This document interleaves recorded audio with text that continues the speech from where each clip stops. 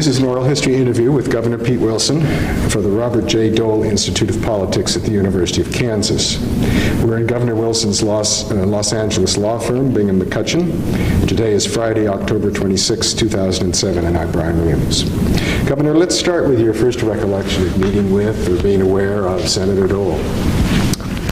My first recollection is that I met him when he was serving as the chairman of the National Republican Committee, Republican National Committee. And it was during a challenging time. It was during the post-Watergate era. And I was struck not only by his presence, he was a very forceful presence. He was very articulate, he was very witty, and very tough on the Democratic opposition. He came to a fundraising event in Orange County and was very businesslike. He had to not only make that appearance that evening and then had to go on to his next, I've forgotten what his destination was, but he had to be there that night. And I was very much taken with the energy and the focus that he displayed. And the audience loved it, of course, loved his witty wisecracks, and he was giving them hell, as he can do. And I was as much taken with him. I thought he's a tough, smart guy and a leader. And at what point, where was this in your own career? It was while I was still mayor. I had not yet run for the Senate, which I did do in 1982. But he was quite a presence. Did you have a personal exchange with him at that time? Yes, we sat next to one another and had a very pleasant conversation. And I enjoyed it and became a Dole fan. I was already a Dole fan, just having observed him from afar. So was your next contact with him when you entered the Senate, or were there other times in between? Oh, I think there were a couple of other times in between when he'd come to California, but and he came out to campaign for me with Ted Stevens when I was running, and I very much enjoyed both the fact that he came and was obviously a terrific asset and a great draw, but just enjoyed being with him. Now, you decided to run when Senator Hayakawa retired, is that right? Well, actually, Senator Hayakawa was still in office. He had suffered some illness, and it looked very much as though he were not going to run again. He had not announced his retirement at that point, but the conventional wisdom was that he was not going to run again. In fact, Congressman McCloskey, Congressman Goldwater, at least those two had already declared for his seat at that point. It was about, a good 15 months before the election. So you joined them in being another candidate? I did. For governor, or for Senate, right. And did the National Party give you all guidance or make selection among you, or did you, it was just a matter of... No, it was a very crowded field. Shortly thereafter, Senator Hayakawa did announce his retirement. And there were, I think, a dozen candidates, and about half a dozen who had some considerable name recognition. For a time, it was sort of the children of famous fathers, because the Democratic nominee, quite obviously, was going to be Governor Brown, the son of Governor Pat Brown, and Barry Goldwater Jr., Congressman Goldwater, and also Congressman Pete McCloskey, also Maureen Reagan, the daughter of the president, and Congressman Bob Dornan. So it was a crowded field with names that were known to at least those paying attention to politics. So you won the primary. I did. And then you campaigned against Jerry Brown. And I know this is off the main line of this interview, but just a little bit of the flavor of that campaign. How did that go? Well, it was a very interesting experience, I think, for both then Governor Brown, now our Attorney General in California, and for me. The day after the primary, which was in June of 1982, a poll indicated that I was leading Governor Brown by 14 points, which was a very interesting phenomenon, given the fact that easily half the Democrats had never heard of me. California is a huge state. And I remember that when Ed Davis, the former chief of police of Los Angeles County, a very gregarious, very flamboyant, colorful candidate, as well as office holder, when he ran for governor, when he began, he had 100% name ID south of the Tehachapies, sort of a dividing line between Northern and Southern California. But almost no one north of that knew him, which was astounding to those of us in Southern California. But in the case of my race with Jerry Brown, it signified that his second term in office had not been one that might lead to a third. But in any case, what happened was that he had almost no primary opposition and had been busily raising funds, wisely raising funds. And the conventional wisdom was that general election campaigns really did not start until Labor Day. That if you spent money before that, you were wasting it because no one was paying attention. He had concluded when he saw that poll that if he did not confront me at a time when I did not have any money, and he did, that he would be too late if he waited until Labor Day. And it was a very shrewd tactical decision. And so he spent about $2 million over the course of the summer on some very effective, if I thought slightly unethical, advertising. And by the time Labor Day came, I was about 8 points down. So that was a 22-point movement. We spent the summer unable to respond to his attacks except by earned media, not by any paid advertising. And earned media in a state this size against paid advertising loses.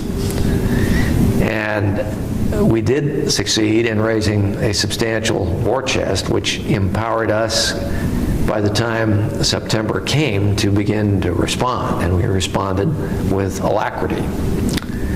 And as we did so, the numbers changed once again, and I wound up winning by a comfortable margin. Certainly, there was nothing like a recount in store. To his credit, he called the next morning and he said, "I hope that you didn't take any of my," he didn't use the word attacks, any of my campaigning personally. Well, I in fact had, but after what was probably a prolonged silence, I said, "Well, thank you for your call." And he said some very gracious things. He said, "I think you'll be a very effective senator and wish you well." But it was a very interesting campaign, and it went up and down at least twice. So. Well, actually, 82 was not the best of years for the Republicans. No, it was not. In fact, the entering class of freshmen to the Senate consisted of 5 members, 3 Republicans and 2 Democrats. And It was also during the campaign a time of recession. So it was not the easiest time to run, but were you able to attach yourself to Reagan and the Reagan program as a candidate, or did you have to distance yourself some from that because of... Well, you know, the interesting thing is that I was a great admirer of the president. I had served with him when he was governor, and I was in the legislature. I was the minority whip. But we had some honest differences at the time that I was campaigning, and I know that some of them irked his staff. He had agreed to a tax increase, which I thought unwise. I frankly did not trust the Democratic majorities in the House or the Senate to keep their word to the president that for every $1 of tax increase they would be willing to cut spending $2. I just did not believe that, and I told the president as much. He later said, well, you were right and I was wrong. They didn't. But at the time, why his staff, loyal to him as properly they should have been, were offended by my taking a different stance. So how would you describe the culture of the Senate when you arrived in 1983? Well, we had a Republican leader in the Senate, and one who was deservedly the recipient of both affection and great respect, Howard Baker. And Howard did a very good job. And he, I think, steered the president's agenda in the Senate, was a very good representative of the Senate to the president, and a very good leader who I think was respected and very much liked on both sides of the aisle. But though I don't think that the climate was then nearly as toxic as it has become, you know, on certain issues there was definitely partisanship. And I think Howard was effective as the Republican leader. Bob certainly was effective as one of his chief co-leaders. I think it's become much worse, frankly. I think it's become much more partisan. But in my time in the Senate, I thought, a serious deterioration that was most visible in terms of confirmation processes that really had been corrupted. They'd become a tax on the appointing authority as well as a tax upon the individuals who were up for confirmation. I saw that in terms of the denial of confirmation to Judge Bork. I saw it painfully and in a way that excited not just my strong opposition, but candidly my contempt in the denial of confirmation to John Tower as Secretary of Defense. And then just about the time I was leaving, I saw the effort to deny confirmation, the unsuccessful effort, happily,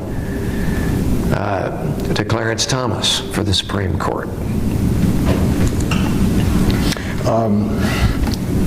Where was, let's see, did you share committee assignments with Dole, or you were not on finance or agriculture? Or yes, I was on agriculture, not on finance.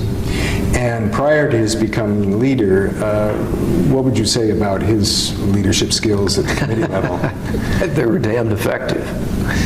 As the chairman of the Finance Committee, I saw him come out on the floor with a bill that was really an amendment or multiple amendments to the Internal Revenue Code. And I had about 5 amendments that I was offering, and I was hardly alone in wanting to make that many amendments. He came out on the floor at about 6 o'clock, and he said, presently we have 140 amendments. He said, I want to tell you that that's too many. So I want you all to think long and hard about which are the most important to you, and then come and tell the staff here which ones you are serious about. And he said, please do not be serious about all of them. And he said, I'll be back in an hour to see what progress we've made. He came back in an hour. He said, I don't think I was quite clear, because we now have over 260 amendments. He said, since you have proved incapable of making a decision about which were important, we'll make them for you if you don't, in the next hour, come forward with your choice. And he said, as a guide to you, if you've offered 5 amendments, consider which 2 may be most important. So there were all kinds of us bleeding all over the floor, whining about which amendments were the most important and why all of ours were absolutely critical. And he would have none of it and said, pick them. And so I picked my 2. I think I finally worked in a 3rd. But he said, friends, it's going to be a long evening, which it was. I mean, it went well on into the small hours of the morning.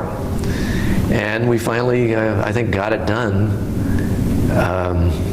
I'd say something like 5:30 in the morning. And as I recall, he had also selected a Friday night before the recess, just to make the point that it was going to be a long evening for those who had hoped to get away.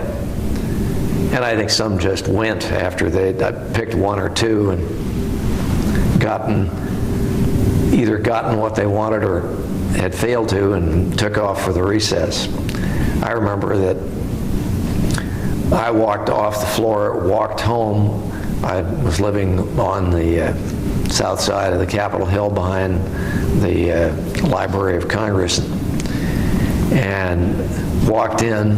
My wife was sleeping. I tried not to wake her up, but I just went up and shaved and showered and got ready to go to the airport. Were you all doing this cutting back to 2 from 5 or whatever individually, or were you working in groups sort of trying to get the job done? It was mostly, I think the committee knew, obviously the committee had worked with the members of the committee, and being a member of the committee obviously gave you some greater access, also greater knowledge as to what was going to be tolerated. And those who were not members of the committee, were pretty much on their own, although they worked with the staff, and the staff were helpful. Talk about the transition then from Baker leadership to Dole leadership. Bob was thought to be a little more combative, but actually he was, I thought, very effective. He worked well with a couple of different Democratic leaders. When Bob Byrd moved from being the chairman of appropriations, or the ranking member and chairman alternately, and became the leader, he was regarded as extremely partisan by the Republicans. I think that was deservedly.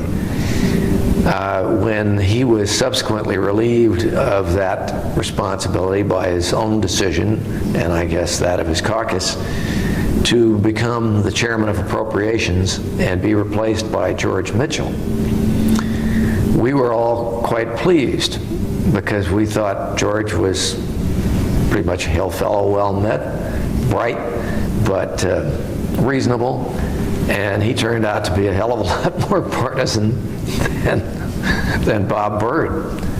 But I think that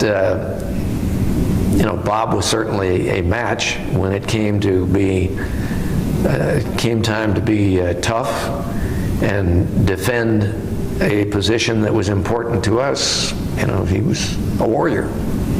Now, his selection or election as the leader was, he won by a very small margin. And I think there were 5 members of the Senate running in that election. Did everyone pull together pretty quickly once he was selected as the leader? Yes. Yes, they did. And of course, the old joke at the time of these leadership elections is that when the different candidates for a particular office have gone out soliciting support from their colleagues, you know, some find it difficult to say no, and so they say yes to everybody that asks them, so that you wind up with, let's say, a caucus of 54 Republican senators, and something like 187 support votes have been tallied by the different candidates. There are just some who can't quite face saying no. So what words would you said tough a moment ago, what other adjectives would you apply to Dole as leader? Very bright, good strategist, good tactician. He knew when to push and how hard to push. And also, once again, I think his wit was a considerable asset to him. People enjoyed the fact that in the midst of what was serious business, he was capable of bringing a light touch, and sometimes that was a useful way to relieve some of the tension and diffuse some of the growing hostility. I remember one instance in particular, I remember many, but at one point while Howard Baker, I think my recollection is correct, was still a leader, there was a debate on whether or not we should do away, as we eventually did, with honoraria for sitting members of the Senate. And not surprisingly, Bob had been in great demand because he was not only the chairman of an important committee, but he was also a very entertaining speaker. And at some point, the leader, Howard Baker, received a question from someone, another senator on the floor. And he hesitated for a moment, and then he turned and he looked at Bob, who was at his desk, and he said, "I think I will refer that question to the distinguished chairman of the Finance Committee." And Bob was standing, as was Howard. And Bob had been looking at Howard, but when Howard said that, he just turned his back. And Howard was a little nonplussed. You know, he expected Bob to pick up on it and respond to the question. And so after a moment of silence, Howard said, I think I will refer that to the distinguished chairman of the Finance Committee." And once again, Bob said nothing. And so finally, Howard said, "Senator Dole?" And Bob turned and over his shoulder said to Howard, he said, "I'm not saying anything until I get paid." Which brought the house and the gallery down. But he was capable of adding a little levity at many times. You say you have many instances of that. While we're on this topic, can you think of a couple of other times when his wit was outstanding? Well, once at my expense, he had said, after I came into the Senate floor in a wheelchair with tubes and bottles and in an Air Force bathrobe. I couldn't quite figure out why from a naval hospital I was in an Air Force bathrobe, but in any case, I was to cast the deciding vote. Deciding in the sense that it was the tie-making vote, which gave George H.W. Bush, then Vice President, the excruciating pleasure of casting the tie-breaking vote. Later, Bob would say, and said a couple of times in my presence, telling this story, He said, of course, Pete was under sedation. He does better under sedation. So about the third time he said that, I said, Bob, the only time that I was under sedation was when I cast a vote for you for leader. He said, okay, that's enough. We won't use that gag any longer. Any others that come to mind right now? Oh, they will. Some. Well, don't hesitate to share them with us. Since you mentioned that, of course, that's one of the most famous stories about his time in the Senate and yours. Back up for a moment. How did you get the call? Why were you in the hospital? I was in the Naval Hospital because I had suffered or required an emergency appendectomy. And I had been scheduled with my wife to go to a party on Saturday night in Washington that she was very much looking forward to. Big costume party, as I recall. And Saturday, I was in my office and was with someone. We went to lunch, came back, and I said, you know, I'm awfully sorry, but I am really not feeling very well. So I went home. And Gail was not home. And by the time she got there, I was distinctly uncomfortable. And to her great disappointment, we didn't go to this party. And the next morning, I felt somewhat better, but not really, something was still wrong. Well, as it turned out, I had probably on Saturday suffered a ruptured appendix. And by Tuesday, I was distinctly uncomfortable, but, you know, I was going about my business. And Tuesday night, we had planned a dinner for a number of people who had been donors of art to my Senate office, a number of famous artists, and some of the people who had collected their works had visited the office and thought that it would look a little Spartan and could use a little color. So we had arranged a dinner, a reception honoring them, these California artists, and Fred Wiseman, who was a collector and had generously loaned these pieces to us. And we had a reception, and then afterwards we went to dinner. And about 9:30 or so, I got up to make a brief speech expressing my thanks and pleasure at their generosity. And when I sat down, my wife said, I knew something was wrong because you just went like this. And she said, I'd never seen you do anything like that. And she said, I looked at your face and you're obviously in pain. Well, she was right, I was. So we went home and I couldn't sleep. I was awake all night, and I finally got up and just walked around the house. That was the best way to obtain what relief I could. And about 6:30 in the morning, I called my chief of staff, and he called the attending physician of the Capitol, and the attending physician called Bethesda and arranged for me to come out there at the earliest possible moment. And Bob White, my chief of staff, came over and drove me out, and I got checked into Bethesda, and I don't remember too much after that because I think they came in and gave me the anesthetic, but they didn't operate, I discovered, until about 4:30 in the afternoon. And but they dropped quite a load of anesthetic, so the next thing I knew, it was considerably after that.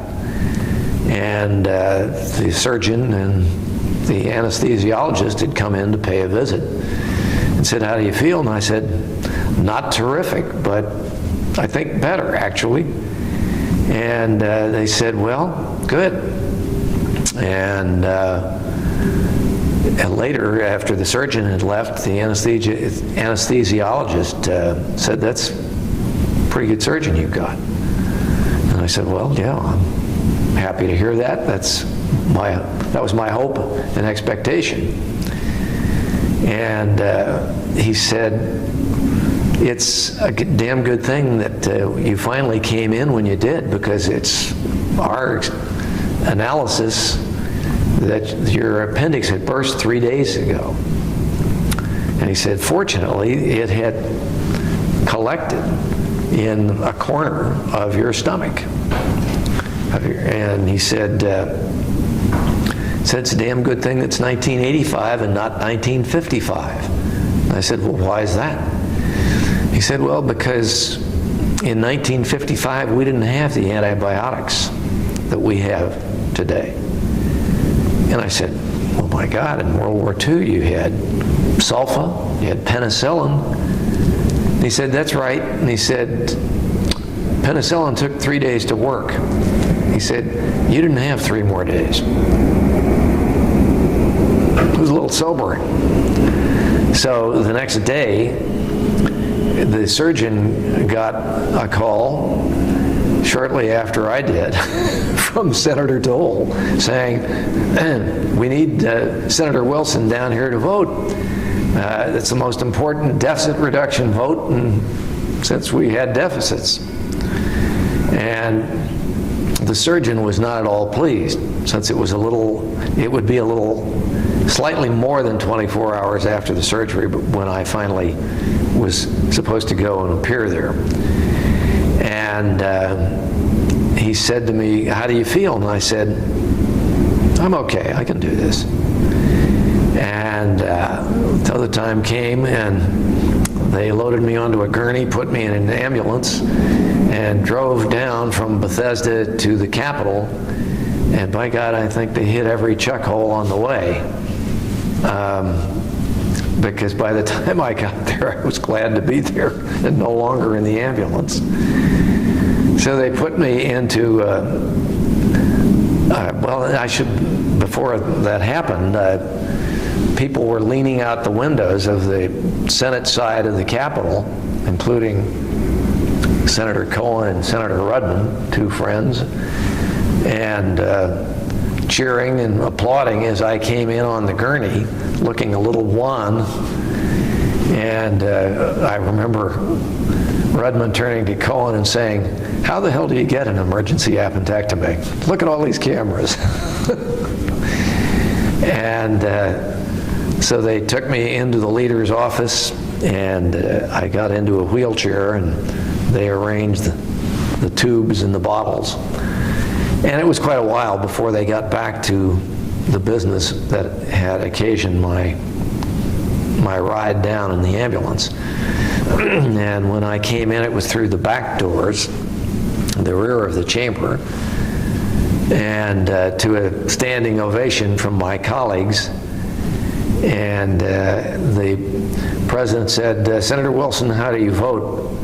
And I said, "What is the question?" Which occasioned laughter. And I then voted as instructed for this most serious deficit reduction reform, which tied the vote. And poor Jim Exxon had gone into Bethesda the day after I was into the hospital, and they couldn't retrieve him. And another of our colleagues, Senator Eastman, was in the hospital. 3 absentees for medical reasons, but I was the only one who was actually able to come back down and vote. Did you stick around for the resolution of it, or did you? Yeah, I did. I don't think I cast a vote until about 1 in the morning, but I know that I cast 2 or 3 more thereafter. So what time did you get back to the hospital? In the wee hours, I would guess it was probably something like 3 or 4.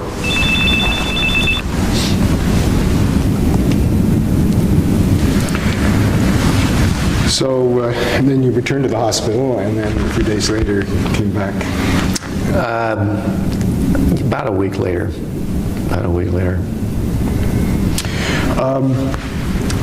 You mentioned the Bork and Tower nominations and so forth, and there are a lot of other contentious issues during the time that you were in the Senate. Before we talk about those things specifically, what are your observations of how Dole performed as leader with those kinds of hot topics? He was, I think, a very effective leader. When he was the majority leader, and I saw him functioning as both majority and minority leader, I thought he was very effective. He was realistic, and there were certain times when we simply, had to, as the minority, cast votes and know that we were going to lose because we simply didn't have the votes. But he was very effective in mobilizing the maximum effort. And I think that there are occasions when any leader confronts the reality that some of the people in his caucus either have honest disagreement or are trying to avoid what they are fearful of being a killer vote. I think most instances when they think a vote is going to kill them, they're wrong. They can survive it if they've got valid reasons. But, there are also times when they're probably right simply because of the fact that they're in a state where they're heavily outnumbered in terms of the registration of their constituents. And the vote that we have just been discussing, which was that vote that brought me in on the gurney, which was the first serious deficit reduction vote, was one that turned out to be used very heavily against 6 of our colleagues who subsequently were not reelected at the next election. Some very good people went down because they were the victims of television spots that portrayed them as being anti-Social Security. Well, this vote was not anti-Social Security. It was not a cut. It was a reduction in the increase that was being sought. And that game is one that the Democrats play routinely.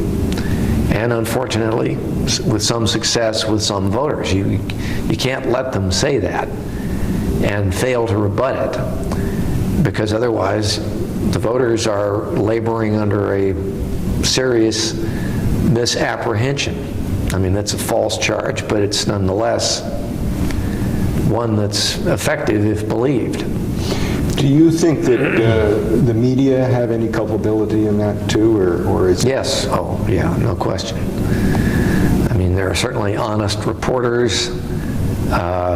Most are, by their own response in one survey after another, those who have responded have portrayed themselves as voting for Democratic candidates by a hefty margin.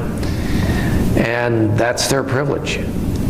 What we ask is simple fairness, which is that they report the facts honestly rather than making editorial comment, and some do and some don't. When you came to the Senate, what did you feel was going to be your main causes? Well, I came from a state that, as Senator Domenici once said, he said, it almost doesn't matter what your committee assignments are, given the diversity and the complexity of California's economy, you have to be interested in everything. And he was absolutely right about that. The committees that I served upon were the Senate Armed Services Committee. That was my so-called AA. I served on agriculture, and for 1 2-year period, I served on a third major committee, which was commerce. I very much enjoyed all of them, Agriculture, as it turned out, had less to do with agriculture in my state than it did in most of the states of the Midwest and the South. There was less dependency on subsidy programs. My chief interest in the Agriculture Committee was in fighting protectionism against the export of California's specialty crops. And there was a lot of protectionism, a lot on both coasts, I'll put it that way, in Asia and in Europe. And so that took a good part of my time. I was extremely interested in defense and foreign policy, which is why when the option, when it came to me as a freshman to gain a seat on the Senate Armed Services Committee, I was eager to do so. And particularly because I was very strongly supportive of President Reagan's defense and foreign policy. I thought he was extraordinarily effective. He was candid. He called the evil empire what it was. He was a strong leader. He created the impression that if, in fact, the Soviets wanted to engage in an arms race, it was too bad because they would lose it, and it would cost them a great deal. And I was supportive of, I think, virtually all of his initiatives, and supportive of his negotiating stance, supportive of the dramatic initiative that he took with missile defense.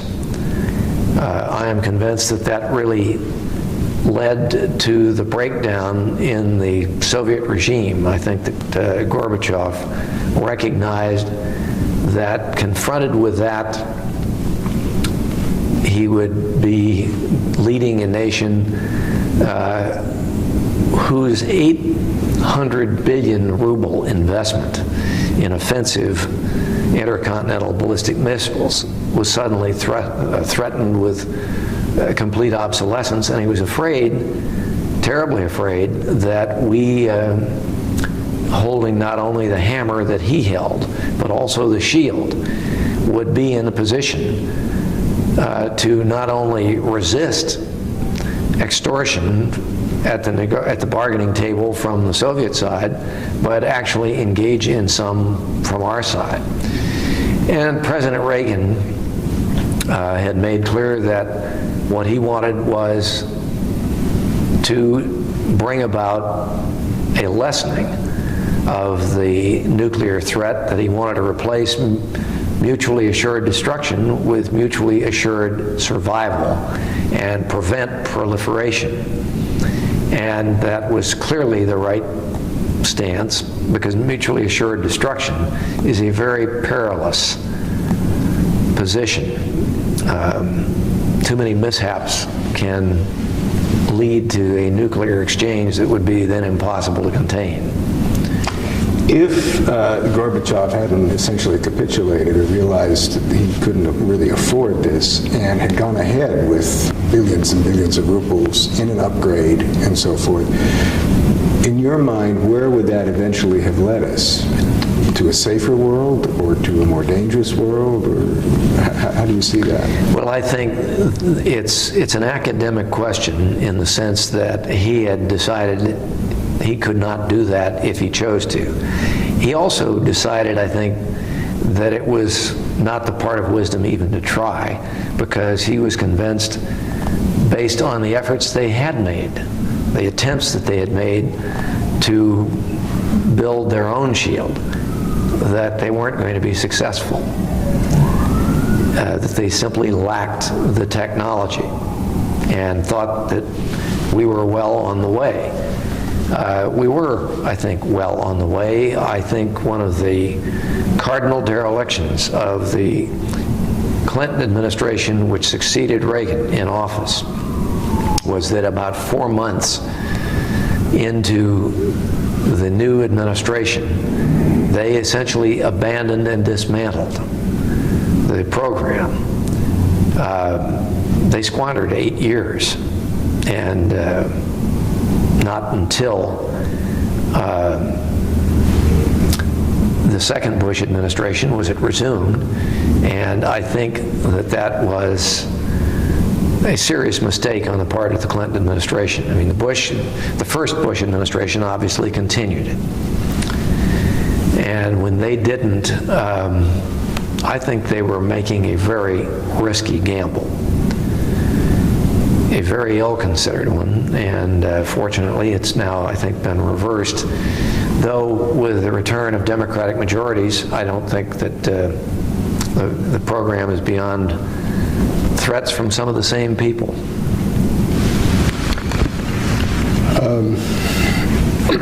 Other issues during your time that were very important to you and perhaps contentious and so forth? Well, obviously, the Social Security system then as now was under threat from a combination of spending and not actually funding the Social Security obligation. I mean, I thought the debate that went on during the first the Bush-Gore race was absurd and deliberately misleading to talk about a lockbox. And there was a fix that was, if temporary, at least one that went in the right direction, and I think considerable credit for that was due to Bob, to Pat Moynihan, and to Bill Armstrong.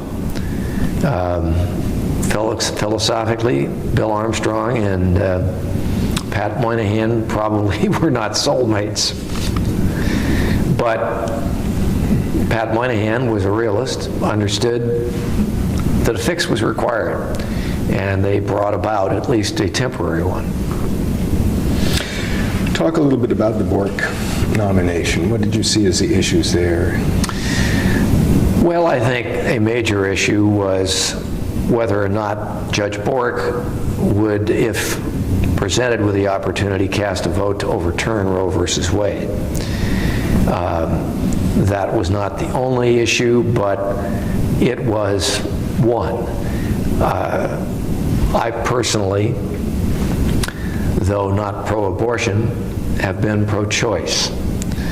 And when Judge Bork visited my office during the period leading up to the confirmation vote, I asked him about this, and I said, it seems to me that you've had an interesting philosophical odyssey during your career, a very distinguished career, but it seems to me that you began as a liberal, became almost a libertarian, and now have come to a position that I would describe as conservative Republican. And I find that very interesting. I wonder if you would agree with my analysis. He said, I think that's a fair comment. And I said, well, obviously that it bears upon expectations as to what your position will be should you be confronted with a vote on the Roe versus Wade decision that now stands in terms of stare decisis as binding precedent. But as a member of the Supreme Court, obviously, that's the one court in the land that could overturn it.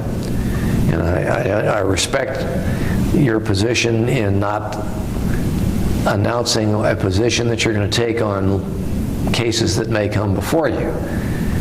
But I am curious as to whether or not you can address the general subject of stare decisis.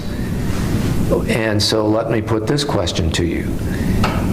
Are there instances in which you think that the social fabric of the country has become so affected by a decision of the court that you would find it difficult, even though you might not have been part of the majority that created that precedent, that you would find it difficult to overturn it, because you think that it would create, if not turmoil, at least uncertainty and a great deal of dislocation. And he said, that is a very good question, and it's one I've asked myself. And he said, it's difficult for me to answer. He said, but yes, I think that there are instances in which I could conceive that overturning a precedent would not be the correct thing to do. And I said, thank you. I don't have any further questions, because we'd had a lengthy conversation. And I was greatly impressed with Bork. I think he was an honest man. I think he was a thoughtful, extraordinarily bright man, a tremendous intellect. I voted for his confirmation.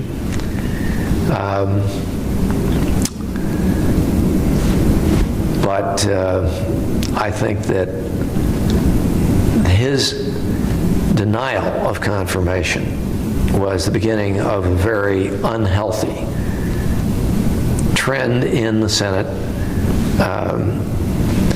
Really before that, people had not penalized nominees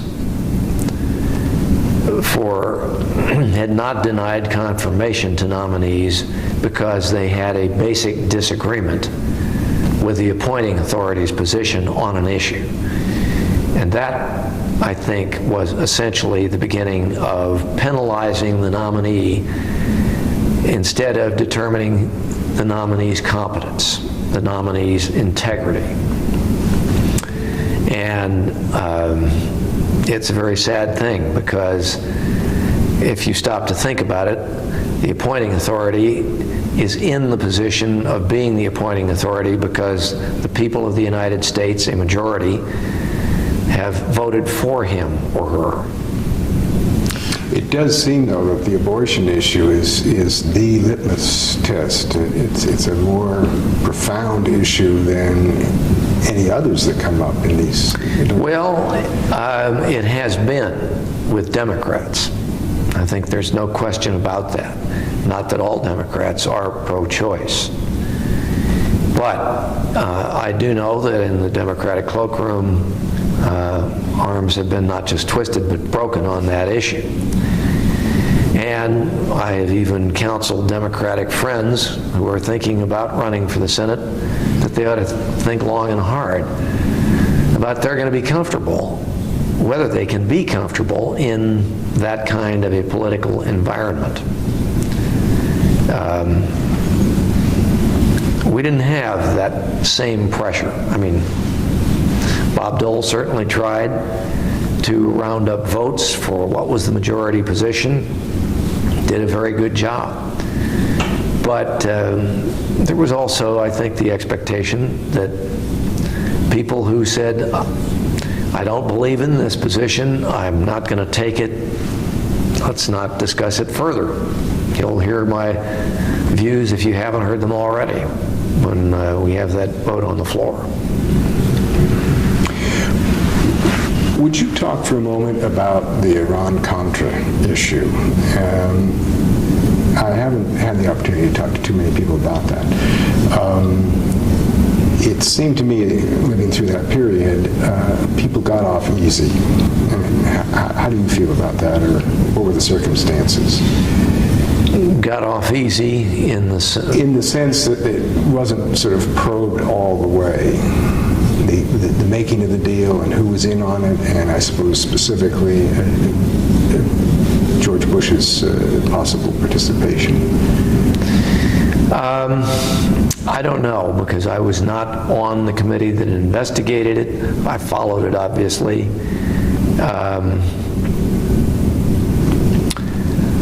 I think that probably was better conducted than some of the independent counsel inquiries. But I think there's been some bipartisan disillusionment. Interestingly, I think Warren Rudman, who did participate in it and tried to keep it a fair but honest and legitimate probe, has had some doubts about the wisdom of the independent counsel position since that time. I know that in private conversations he has expressed the view that someone who is on the witness stand under oath, making a legitimate effort to try to remember things, can be made to look very bad by honest answers to questions on things that he legitimately cannot remember or can't remember with any precision. And he said, I don't care who you are, you can be made to look very bad. And he said, I have supported some of these certainly by participating in them, but he said, I also think that there have been some that have been, I shouldn't say this, I don't want to quote him, but I mean, I think he's grown to have doubts, and I won't put the words in his mouth, but I think that there are people, and he might be among them, who think that they're a very mixed blessing. And that the only reason is to have that, rather than leaving it in the hands of the people who have that responsibility under the law, not the independent counsel law. The only time when you should not do that is when there is in fact evidence to support the belief that the Justice Department is not capable of conducting a fair and an impartial investigation where one needs to be conducted. Just about the end of this tape, so I'm going to stop for just a moment.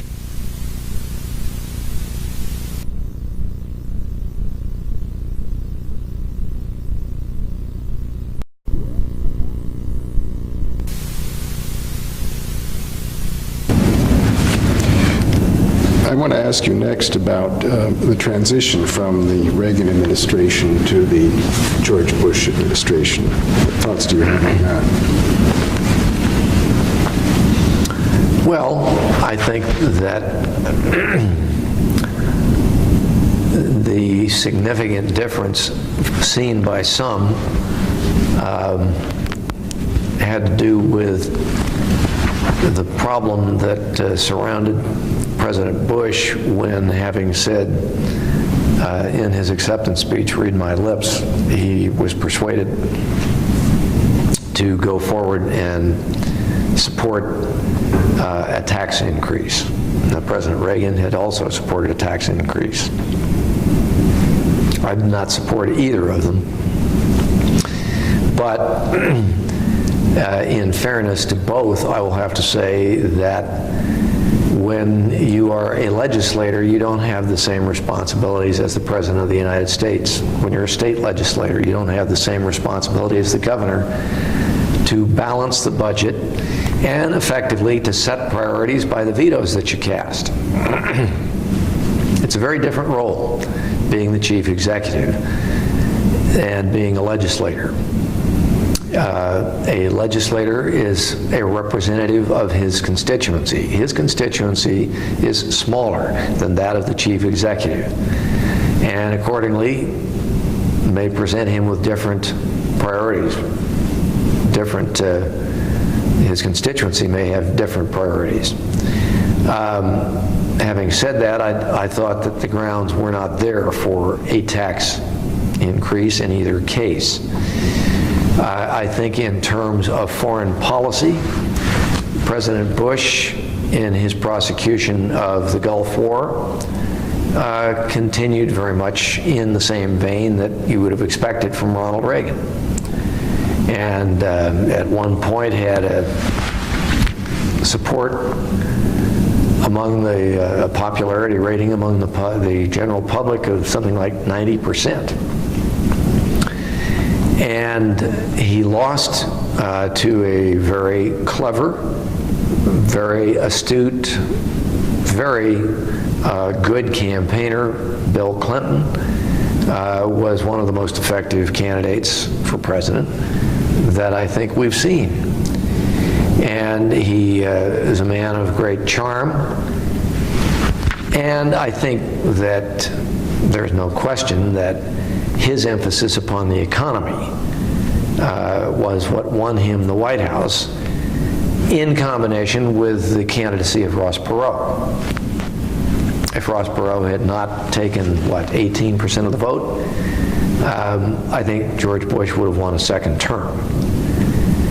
But in his one term, I think that that President Bush had a somewhat different style. I do not think that he was as articulate a communicator as Ronald Reagan. But I think he was a good leader. I think he did not inspire quite the same confidence in the party. But, that came about during the campaign. And an interesting thing is that Bob Dole, who had actually sought the nomination for president himself in contention with George H.W. Bush, demonstrated a side of his personality that I don't know that the public saw very often. They did on occasion. And that was that Bob has a deeply emotional side. I mean, he's a tough guy and has a considerable intellect. But what I saw on more than one occasion was that he was moved, in some cases literally to tears. You saw that at Richard Nixon's funeral. I mean, he really was deeply moved. I saw the same thing after George Bush was defeated by Bill Clinton in the '92 election. Bob Dole came to a winter meeting of the Republican Governors Association in Wisconsin. Tommy Thompson, Governor Thompson of Wisconsin, was the host. And at the luncheon, where Bob gave a very good speech, at one point he genuinely choked up, and it was genuine, when he was talking about what I think he described as a valiant and honest fight, the campaign conducted by George Bush. That's a side of the man that I think is worthy of attention, because what it really bespeaks is enormous loyalty. And it's loyalty to people, it's loyalty to causes, and it's a very appealing, very touching side of the man, because it is clearly so genuine. And the most public exhibition of it, perhaps, was when he returned to Kansas, returned to Russell. There's no question that he has a deep feeling about the people of Russell, about his own family, but about the people of Russell who really were wonderfully supportive to him as a young returning veteran from World War II, having been badly wounded, who underwent the ordeal of, I think, something like 33 separate operations. I mean, this is really quite a remarkable story. This handsome, athletic young man who I think was down to featherweight. He'd lost so much weight and just been through hell as the result of the wounds that he sustained in Italy. I mean, he was truly touched by the kind of support that they had given him ever since. But I mean, what they did to him as he was what they did for him and in support of him during that period right after the war was extraordinary. What prompted you to leave the Senate then? Well, very frankly, I had always wanted to run for governor of California. A number of people said, what a wonderful, generous thing. Here you are giving up your Senate seat. You've just been reelected. You are in a 6-year term. I must tell you, I'm glad that I did not know during the time that I was running for reelection to the Senate in 1988 that my friend George Duke Majan had decided not to run for reelection as governor. I learned it almost immediately thereafter. His dear friend and mine, Carl Semillian, called me. I was in the shower the Saturday after the election, and my wife said, Carl Semillian's on the phone for you. And I said, well, tell him to hold on. I'm just rinsing off, and I'll towel down, and I'll take the call. So I did.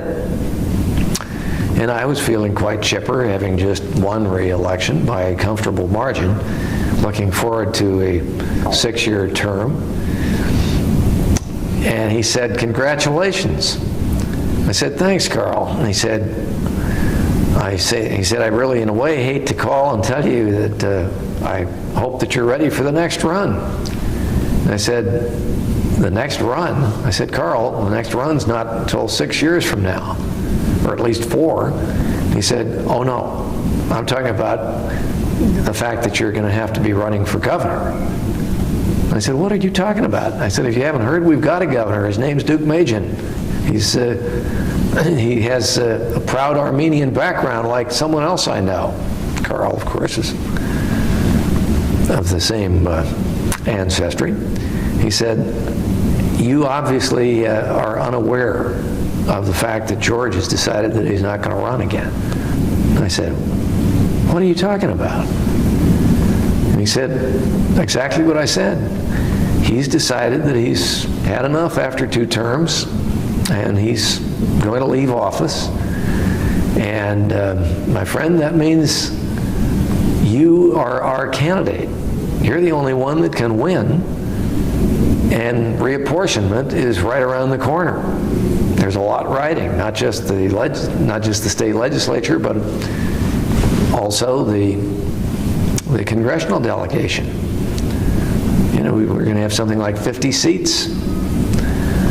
I said, you're serious? He said, I am dead serious. And he said, I'll do everything I can to raise the money that you're going to need. But he said, you know, it's going to be Van de Kamp or find Dianne Feinstein. He said, get ready. Well, he turned out to be correct, and all through the month of January, this was right after the election, and I thought, good God. You know, I mean, I really had not even given that a remote thought. And through that period, I also got another call. I got a call from President Bush, who gave me the first early warning that John Tower's nomination as Secretary of Defense might be in trouble. He said, what are your plans between now and January? And I said, well, as a matter of fact, I'm going to go to, Gail and I were just talking about the fact that we're looking forward to a trip to Australia, which will be the first for both of us. Bob Dole's invited us on a CODEL, congressional delegation trip. And he said, gee, I hate to ask you not to go, but he said, you know, I think it's really important that some of the people who really know John, some of you who served with him on the Armed Services Committee, be around in case the Democrats try and derail this nomination. And he said, I'm really worried about it. And I said, really? He said, yeah. He said, I think that they're going to go for him. And so he said, I really think that you and Bill and John McCain ought to be kind of troubleshooting, look around and see if you sent any opposition, and we ought to get ready for it if it's going to come. I said, well, all right, I'll do that. So I didn't go to Australia.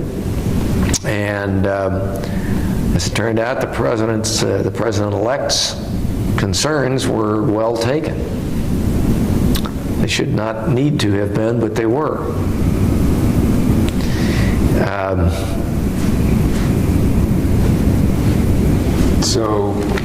So when did you leave the Senate? Well, I left the Senate. It's kind of interesting because I did agonize about it because I, had not thought about it, and it was a major decision. I had wanted to run for governor once before. I had actually run once in '78, which is largely a secret. It was a candidate. I was a candidate, but in a campaign that became a haven for those who hate crowds. I can look around the room when I announced that and see disbelief on the faces of many. But so the longer I thought about it, and the more the pressure built as it did, I began to talk to some of my colleagues in the Senate. As it turned out, there were 16 former governors then in the Senate. 8 Republicans, 8 Democrats. And with a notable exception of 2 Democrats who had been the governors of small, poor southern states, all the others almost uniformly said, for God's sakes, do it. They said, it's a very different job, and as one of them said, it's a much better job than this one. And what he was really saying, I think, was that those who had been chief executives missed that role and found the legislative process, even in the exalted environment of the United States Senate, to be, by times, frustrating, and not that being chief executive isn't by times, but frustrating in a different way. It's much slower. It is full of uncertainties. If you're new to the process, seniority is a fact of life with which you must deal as someone who doesn't have any. And it can quickly change. By the time I left the Senate, and I'd only been there 8 years, I was 4th ranking on Senate Armed Services. But it's a very different role, and it's more demanding. It is more challenging. Frankly, for me, it was more fun. And it was a great privilege to be in the Senate for the 8 years that I was privileged to serve there. And it was fun. I enjoyed it, and God knows made friends for a lifetime. Bob was certainly one of them, but many others whom I still maintain contact with. But the job itself is very different. Bob would know that, which is why he ran for president. So you announced how soon before you actually left the Senate that you were going? It was after the first of the year, and I think it was at a meeting of the Republican State Committee. It was the only time, in my experience, that there's been a genuine draft, because I was unopposed in the primary.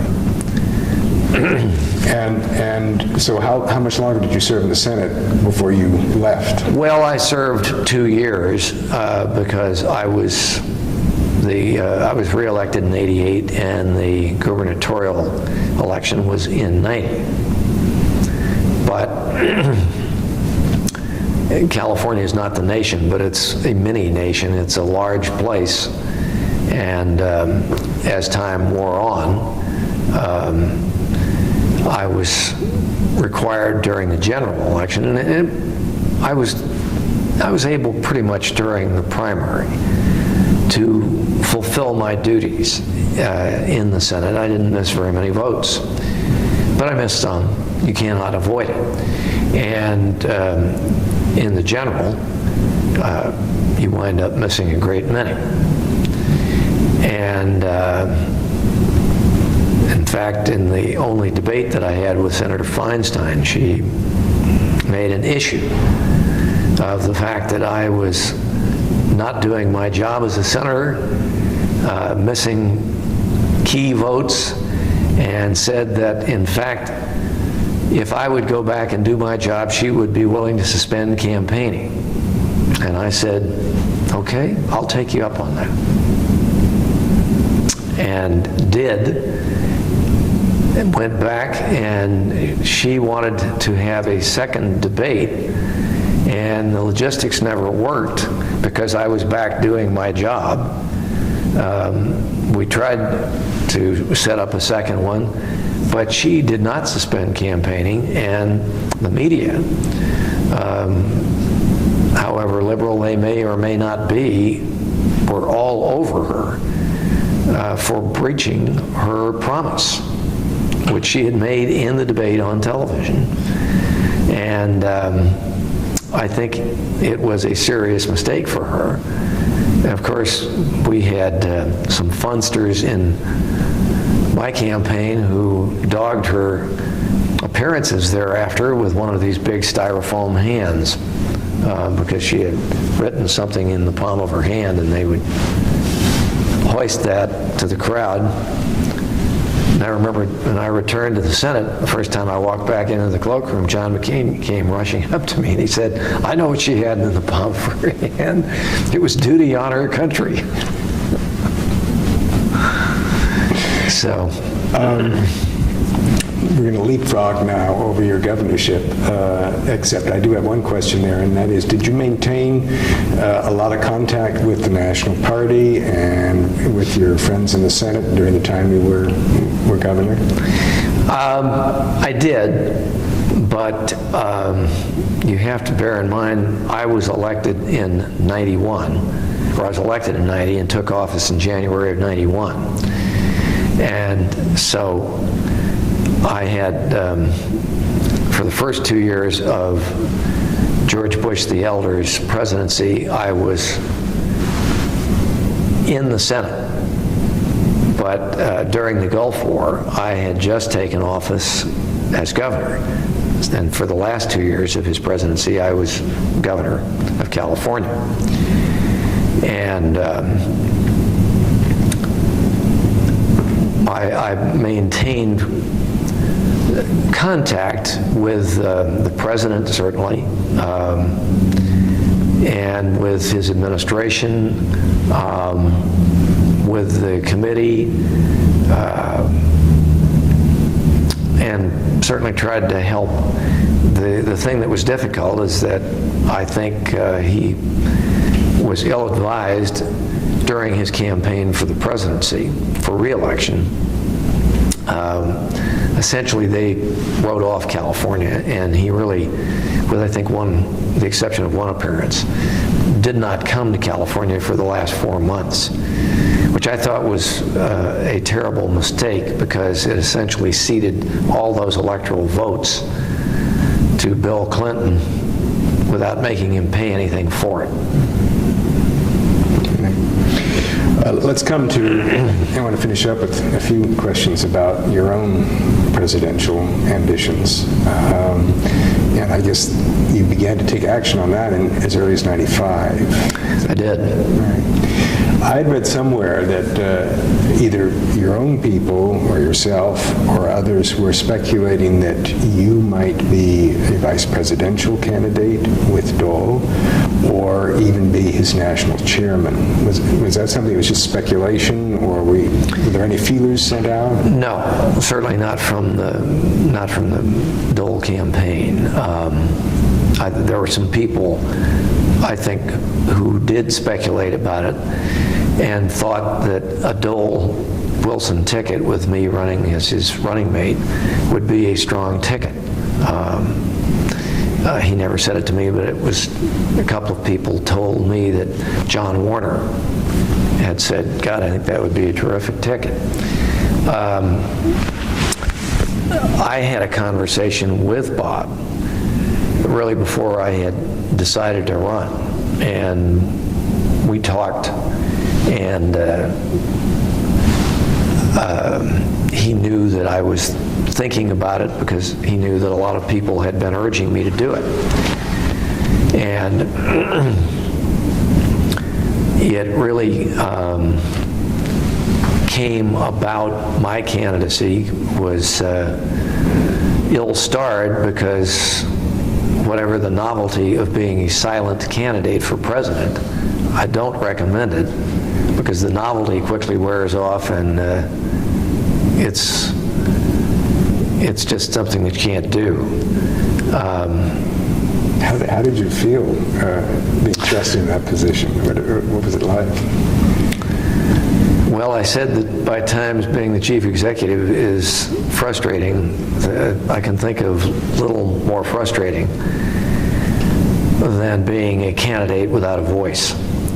And what had happened is that I had developed a nodule on one of my vocal cords and went to a very fine surgeon, and I said, you know, this is really becoming a very, not just annoying thing, but worse than that. If it's not distracting to the audience, it's very distracting to me. I will be right in the middle of a speech and making a point, and suddenly my voice will crack. And I said, you know, what's causing it? And he said, well, what's causing it is this nodule. And I said, and what can we do about it? And he said, well, he said, if it were anyone else but you, I suppose I would tell you to simply not use your voice for several months. It might go away. Which was the experience that a very popular singer had. He got that advice from the same surgeon, canceled a year's bookings.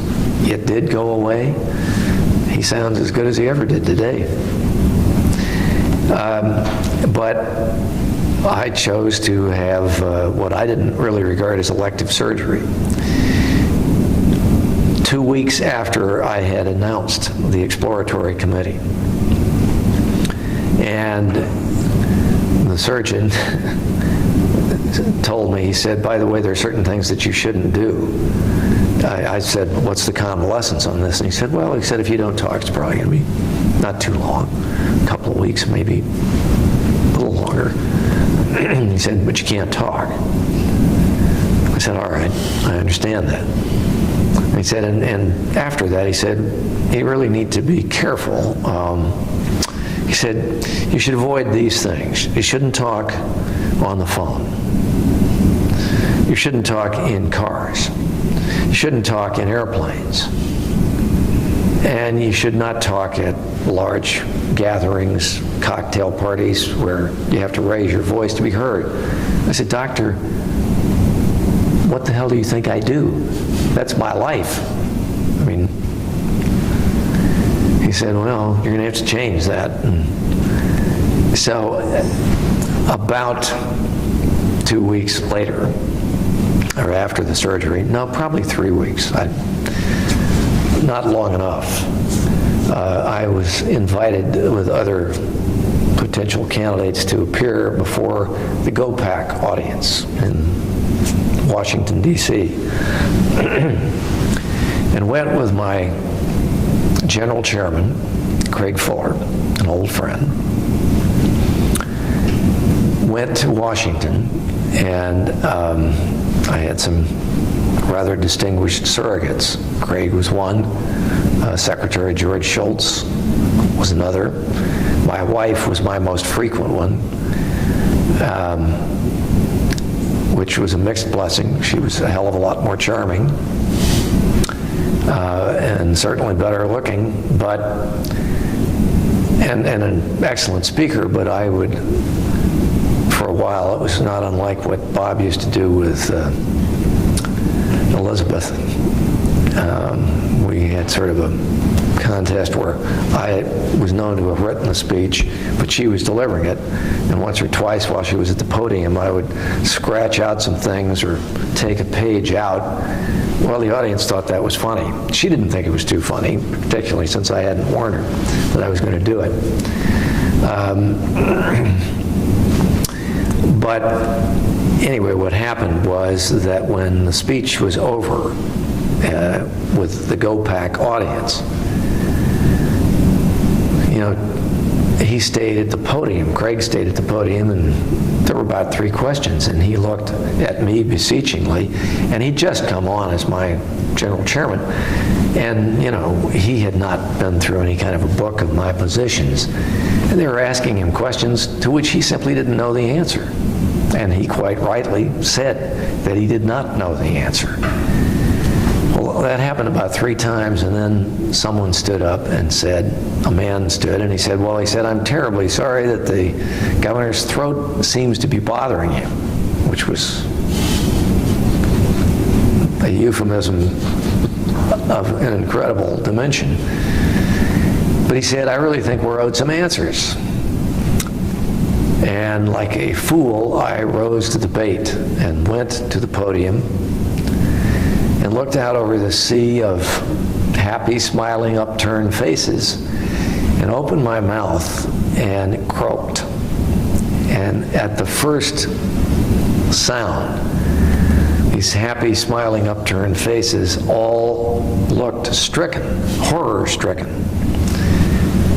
And I should have just quit then, because it really didn't matter what I was saying.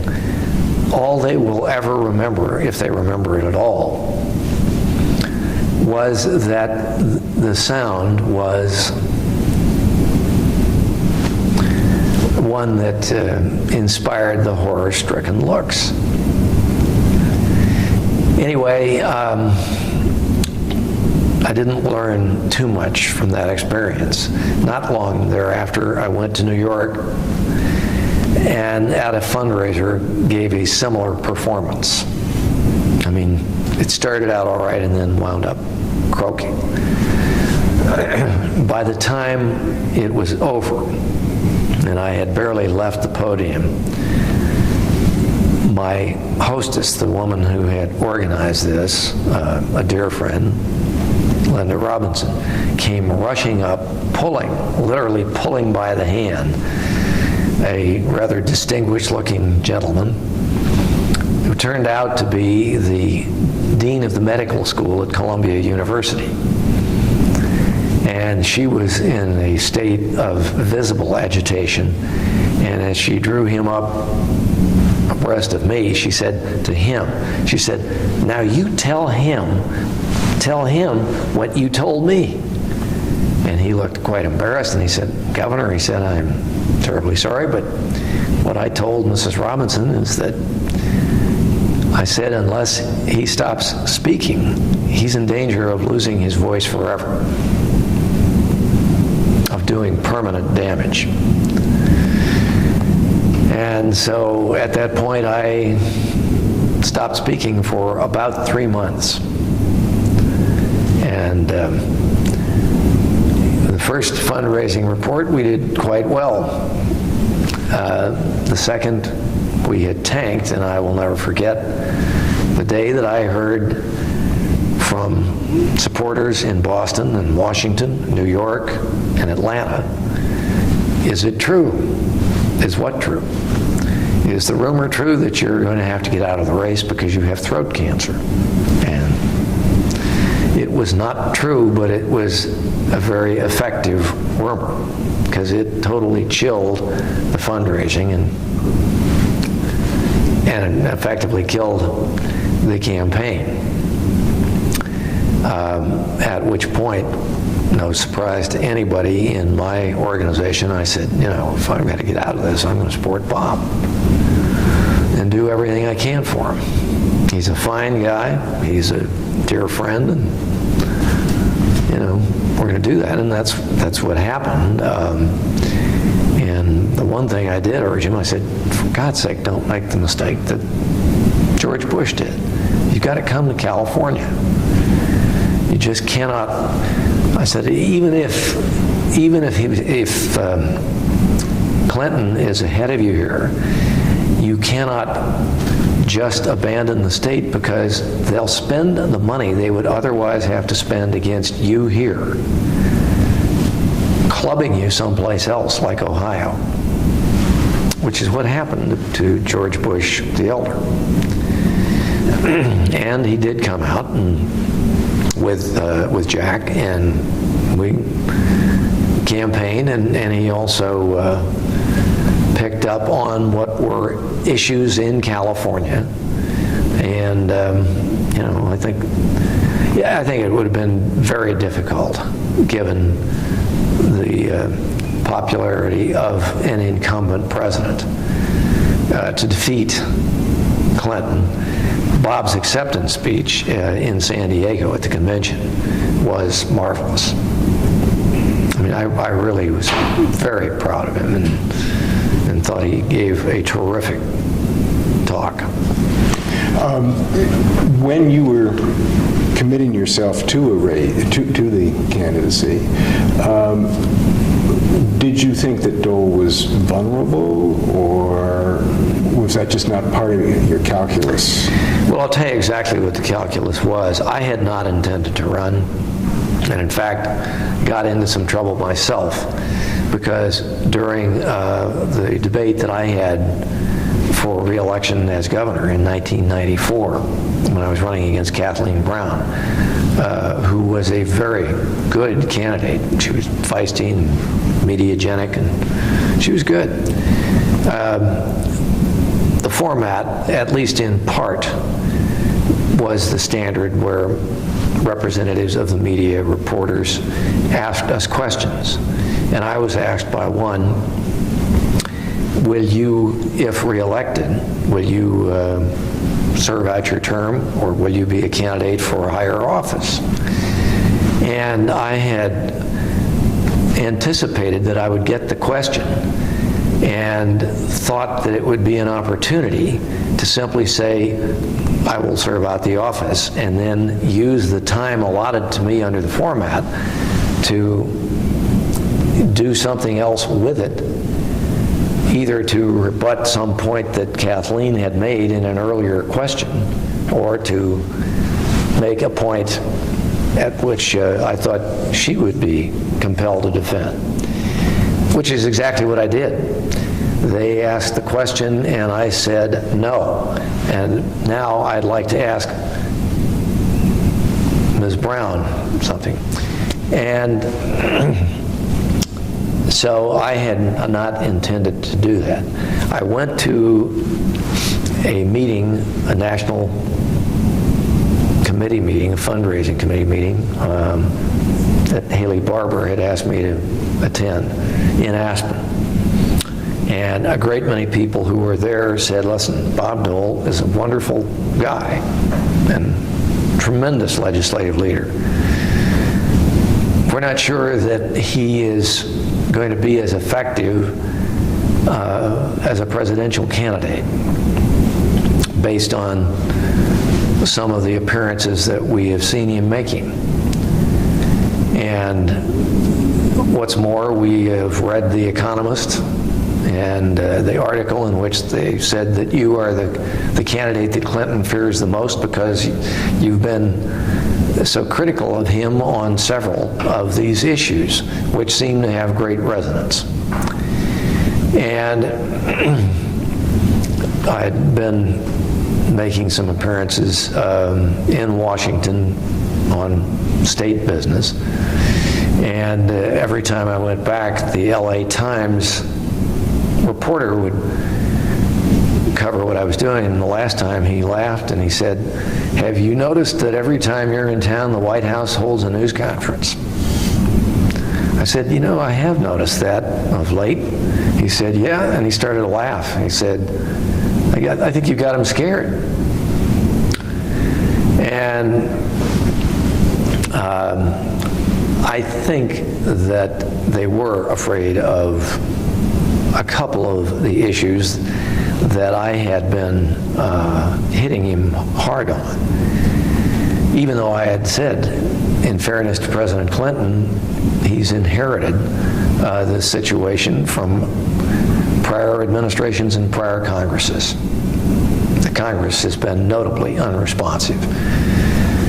So, conceding that this was not a situation of his own making, he has to do something about the border and what is happening in terms of illegal immigration, not just in California, not just in the border states, but it's beginning to spill over into the South and the Midwest. And if he doesn't deal with it, as only the federal government can, since it's exclusively, constitutionally, a federal responsibility, then we're going to see the 4 million in California become double that number. And we're going to see the 8 million that are estimated to be in the country now become 12 or 20, which has turned out to be true. And Bob, by the way, to his credit, agreed and picked up on that, as did Newt, when they became the leaders of the first Republican Congress in 50 years.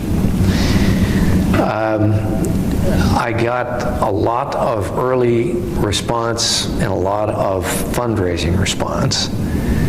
And in fact, we were very heartened by the first fundraising report that we had to turn in.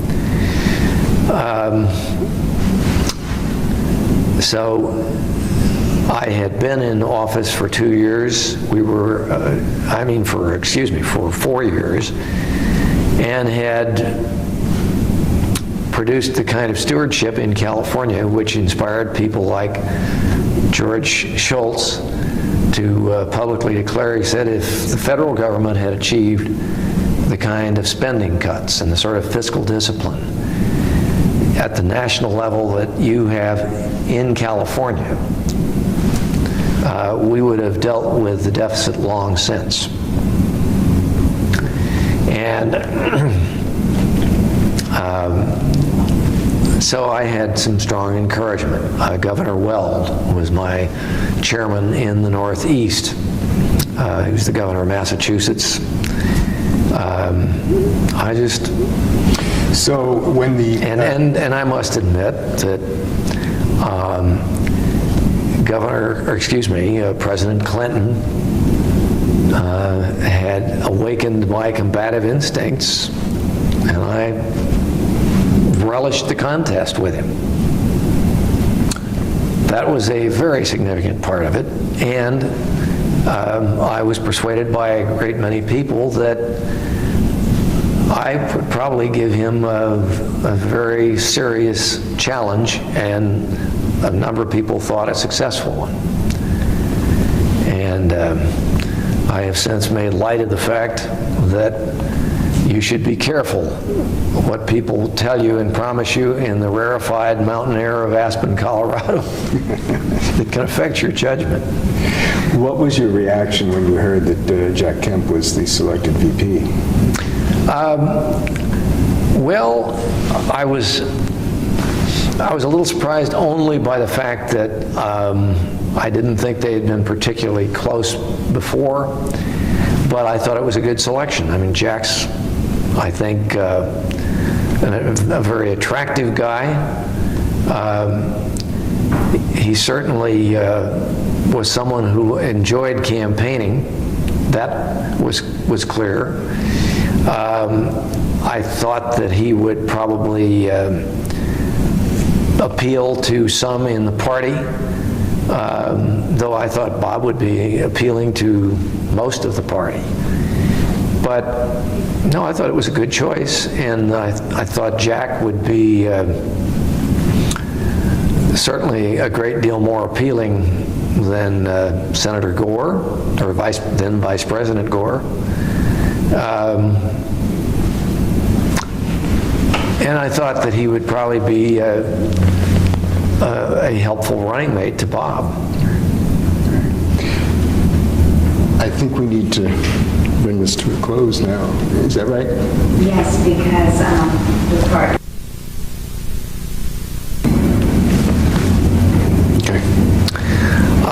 had the privilege and the fun of being on a couple of Codels with Bob and with Elizabeth on one occasion.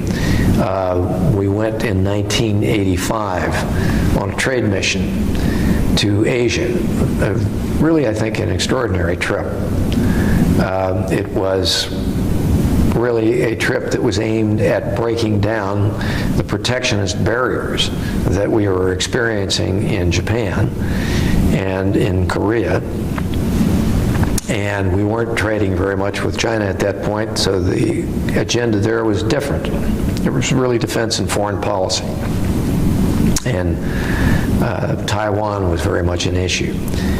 And the only Democrat who came with us on that trip was Pat Moynihan. The others were Bill Cohen, Dan Evans, Pete Domenici.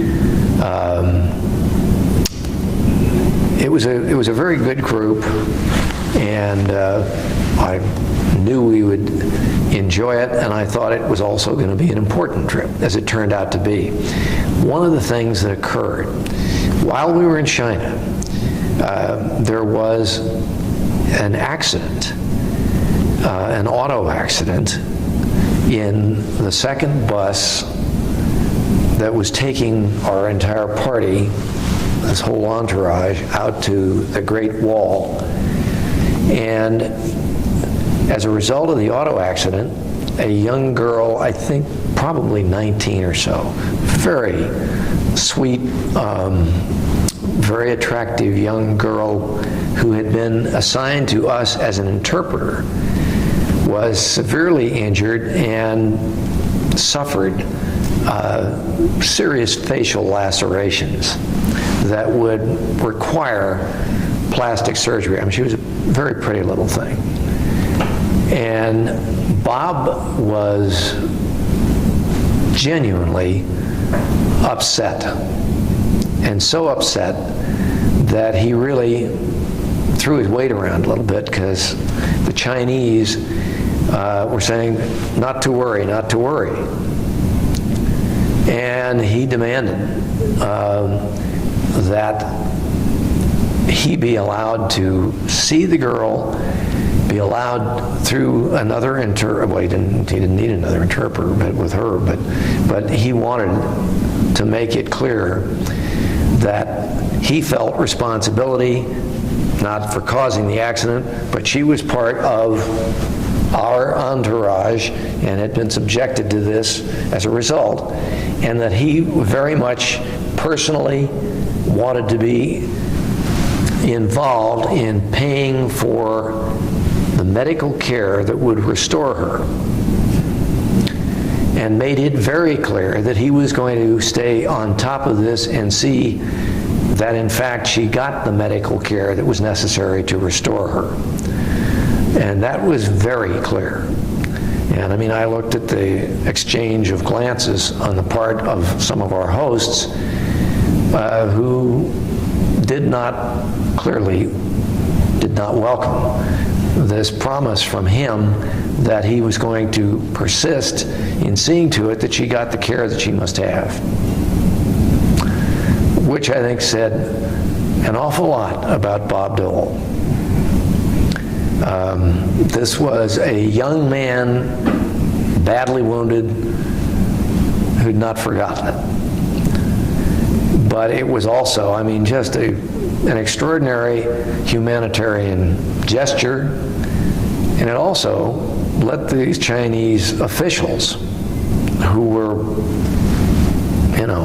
not going to be bothered with it, that they were going to be bothered with it, because he was going to insist on it and make an international incident of it.